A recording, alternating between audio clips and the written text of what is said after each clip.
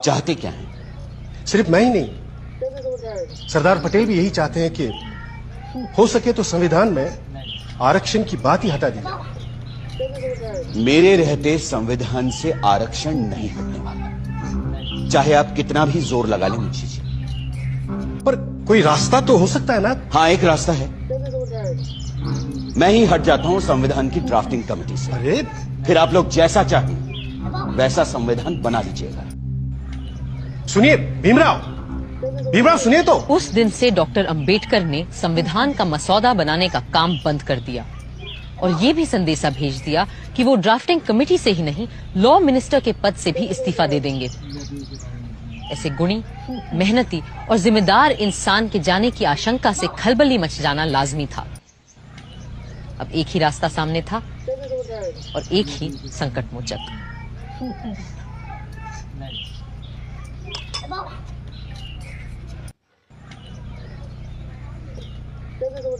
मुंशी जी की बातों से आप नाराज हो गए भीमराव?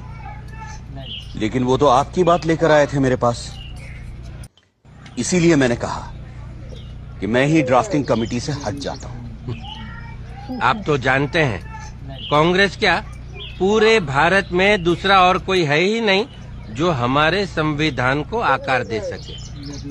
खुद बापू भी यही कहा करते थे। लेकिन आप उनकी बात मानते कहां हैं पटेल जी? गांधी जी पिछड़ों को रिजर्वेशन देने की मेरी तजवीज से सहमत थे। पंडित नेहरू ने तो खुद पंडित होते हुए भी ये कहा कि सदियों से हिंदुओं ने निरीह अछूतों और आदिम जातियों को बेबसी, दरिद्रता और अशिक्षा में रखा।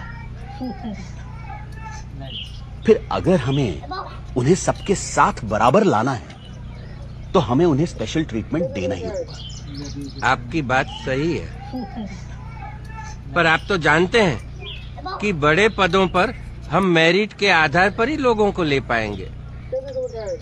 तो फिर क्लर्कों की नौकरी के लिए इतना बड़ा जोखिम उठाना?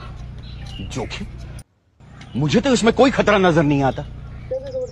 खतरा ये है कि अगर हमने एक विशेष वर्ग को आरक्षण दे दिया तो बाकी के लोग भी आरक्षण की मांग करेंगे और भारत भर में जातिवाद का ये जहर फैलता जाएगा।